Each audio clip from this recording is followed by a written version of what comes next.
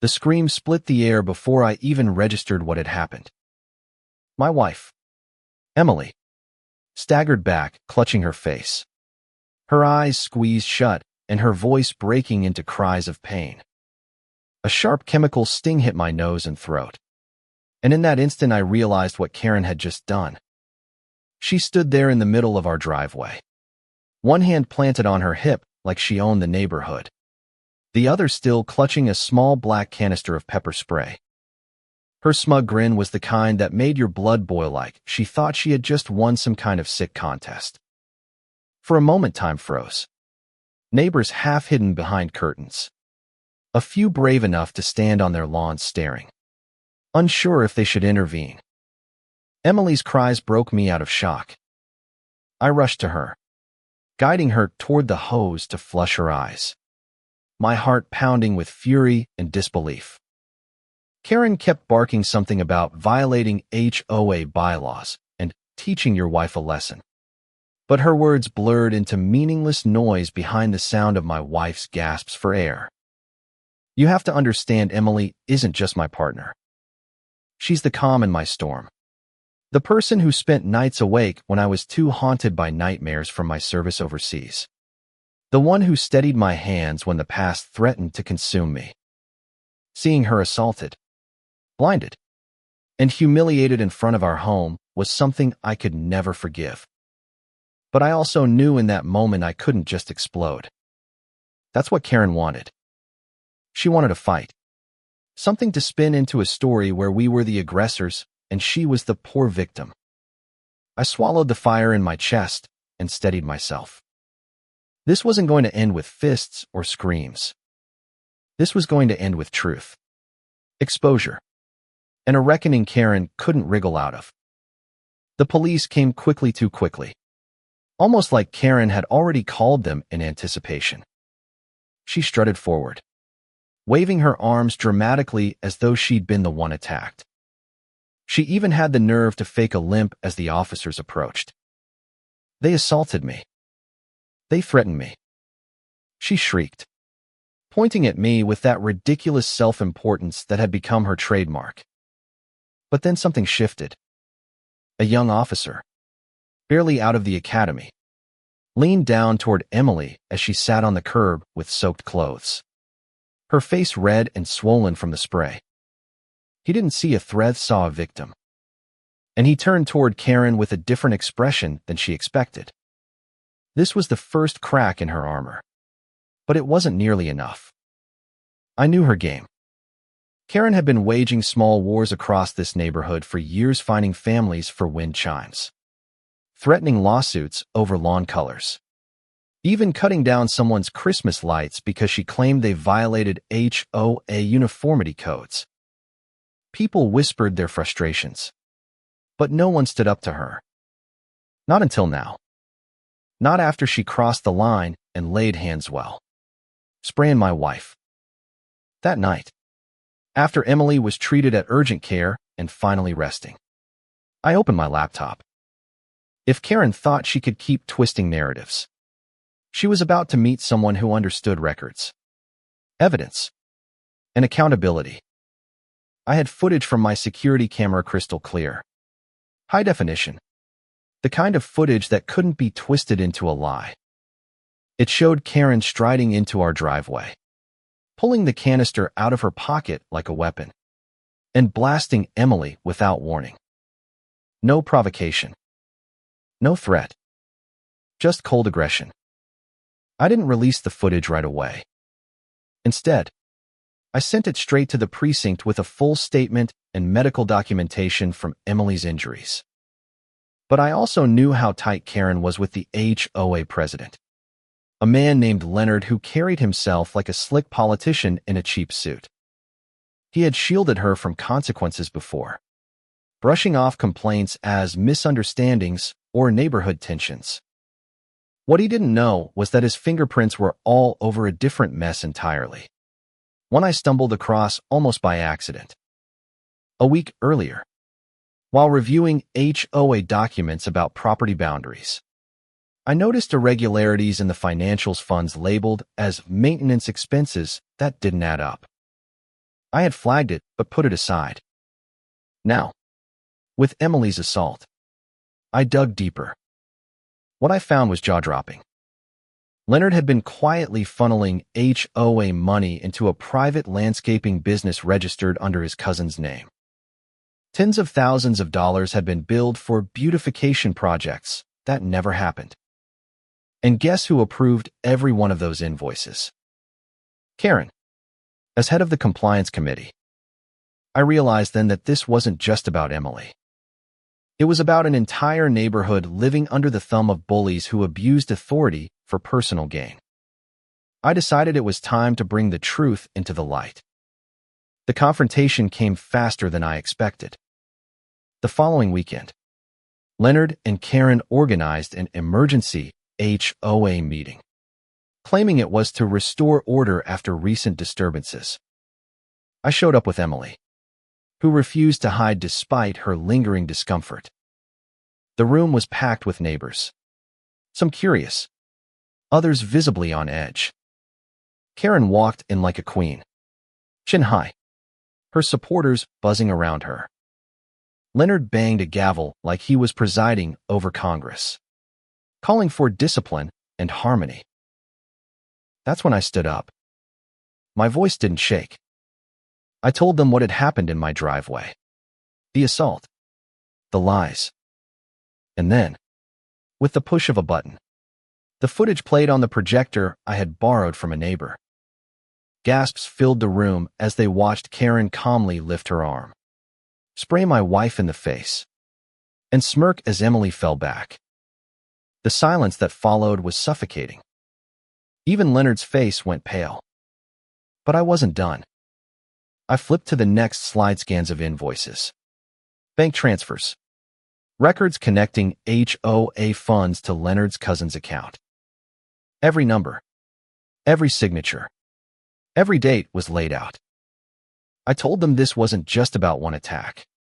It was about a culture of corruption and intimidation. Karen's pepper spray was only the spark that revealed the rot beneath. The twist came when an unexpected voice spoke up from the back. Officer Daniels, the young cop who had first arrived that night, stood tall in uniform. For the record, he said, the department has already opened a case. Mrs. Karen will be facing assault charges. And Mr. Leonard here might want to prepare for a separate investigation. The room erupted.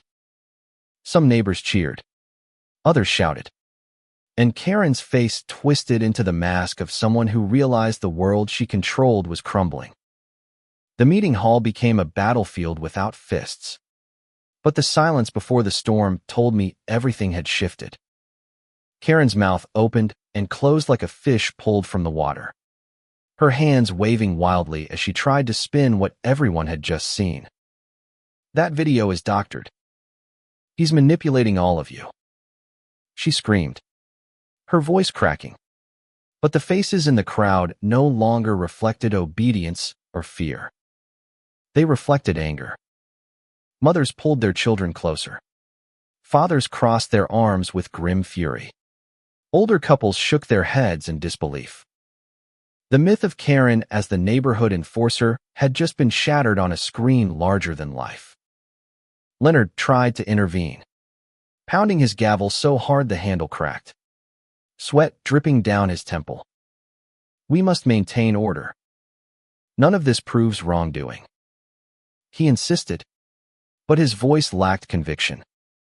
I calmly advanced to the next set of documents, reading aloud line by line the amounts siphoned from community accounts. $32,000 for sod replacement that never happened. $12,000 for exterior lighting that doesn't exist. $14,000 for sidewalk repairs when no permits were ever filed. And every single signature right there Leonard's. Every committee approval Karen's. The crowd murmured, whispers building into shouts. Someone yelled from the back, "Where's my money?" Leonard. Another voice cut through. "You raised my dues for this garbage." The tide had turned completely. No longer did Karen and Leonard tower over this community. They were cornered animals, scrambling in the open.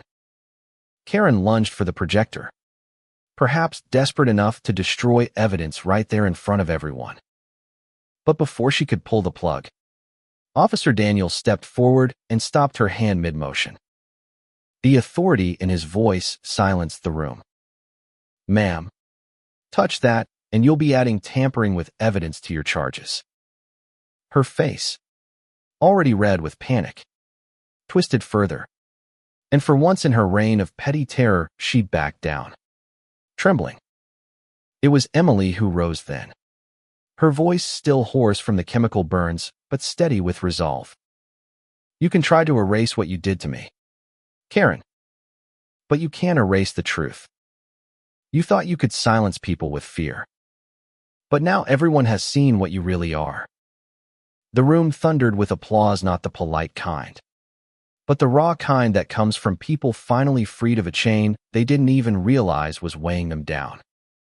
From that moment, the spiral for Karen and Leonard was unstoppable. Formal complaints flooded the police department. Neighbors who had once been too scared to speak came forward with stories of harassment, threats, and fraudulent fines. A retired teacher brought in receipts showing she had been forced to pay hundreds for a mailbox upgrade. That never happened. A young family showed photographs of Karen trespassing into their backyard at night, taking notes and snapping pictures like some twisted detective. The media caught wind within days. Local reporters showed up with cameras, broadcasting live segments outside the very HOA hall where Karen had once strutted like a queen. Headlines flashed across screens. "Pepper spray scandal rocks suburban HOA. President under investigation for fraud. Neighbors unite against HOA tyranny." Suddenly, Karen's smirk was everywhere, frozen mid-spray in the security footage I had released. And with every replay, public outrage grew. Leonard cracked first. Pressured by mounting evidence and whispers of state-level investigators circling, he resigned, though not before the police served him with a warrant for embezzlement. His slick confidence was gone when they led him past the cameras, covering his face with a folder. Karen, meanwhile, refused to resign. She stomped from one neighbor's door to the next, screaming conspiracy, painting herself as a victim of a witch hunt. But even her most loyal followers turned away. No one opened their doors anymore. No one answered her texts. And when the day came that she was officially booked on assault charges, the neighborhood gathered silently to watch as she was placed in the back of a squad car. The sight of Karen, once untouchable, now reduced to a red-faced woman in handcuffs, was the kind of justice people would remember for years. Yet, the real victory wasn't just seeing her fall, it was watching what rose afterward. Without Karen's constant surveillance and Leonard's financial chokehold, the community began to breathe again. Neighbors who had barely spoken now shared dinners together, planned barbecues, and offered help when needed. We voted in a new board, one built not on intimidation but transparency. And at the very first meeting, Emily, still healing but standing taller than I'd ever seen her, was invited to speak. Her words brought more than one person to tears. Fear had a grip on us all, but it only takes one act of courage to break that grip. Don't ever let someone bully you into silence. Stand together, and even the strongest walls of corruption will crumble. The twist came months later, when a reporter followed up on the story.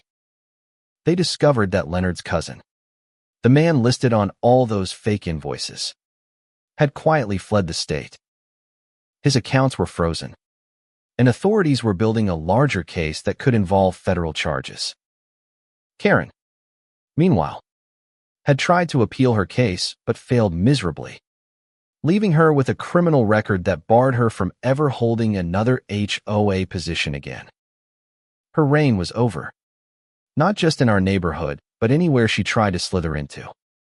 One evening, while watching Emily plant flowers in the yard she had once been too afraid to enjoy, I realized something profound. This wasn't just about beating Karen or exposing Leonard. It was about reclaiming dignity. About showing that communities thrive when truth is louder than intimidation. The scars of what happened still linger, but they are reminders of resilience. And maybe that's the real story, that justice isn't always loud or dramatic in its arrival. Sometimes it comes quietly, in neighbors gathering together, in a wife's voice rising after being silenced, in children playing without fear of someone policing their joy. It comes in the simple act of standing your ground and refusing to bow to tyranny. So I ask you, reader, was I right to take the fight public? To shine a spotlight that burned away every excuse and lie? Or should justice have stayed behind closed doors, quiet and contained? Share your thoughts. Because in the end, it's not just about one Karen or one HOA. It's about every community where someone abuses power, and whether we have the courage to stand up and say, enough.